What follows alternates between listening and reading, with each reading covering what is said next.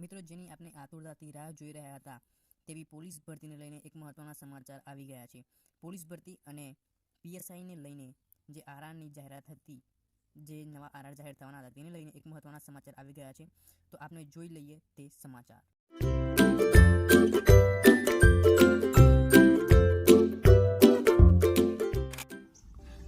એલઆરડીના RR અને ER final થયા.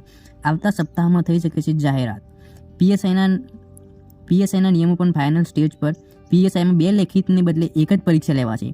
6600 LRD, 3000થી વધુ આર્મ પોલીસ અને 1000 એસઆરપી અને 1000થી વધુ જેલ સહાયકોની ભરતીની જાહેરાત હવે ગણતરીના દિવસોમાં થવાની છે. આવું ટ્વીટ આપણા એવા વરિષ્ઠ પત્રકાર દીપક રાજાની સાહેબે કર્યું છે.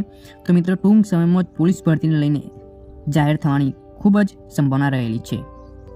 એ મિત્રો મહત્વનું એ છે કે પીએસઆઈના નિયમો પણ ફાઇનલ સ્ટેજ ઉપર છે.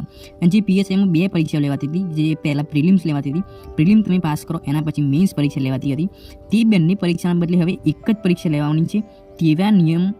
તેવો નિર્ણય પણ ટૂંક સમયમાં થવાનો છે. તો જે મિત્રો પોલીસ અને પીએસઆઈની તૈયારી કરે છે તેમના માટે આ ખૂબ જ મહત્વના સમાચાર છે. તો આ ન્યૂઝને અન્ય મિત્રો જોડે પણ શેર કરી દો, જેથી તેઓને પણ આ ન્યૂઝ મળી શકે અને તેઓ પણ પોતાની તૈયારી ચાલુ કરી શકે.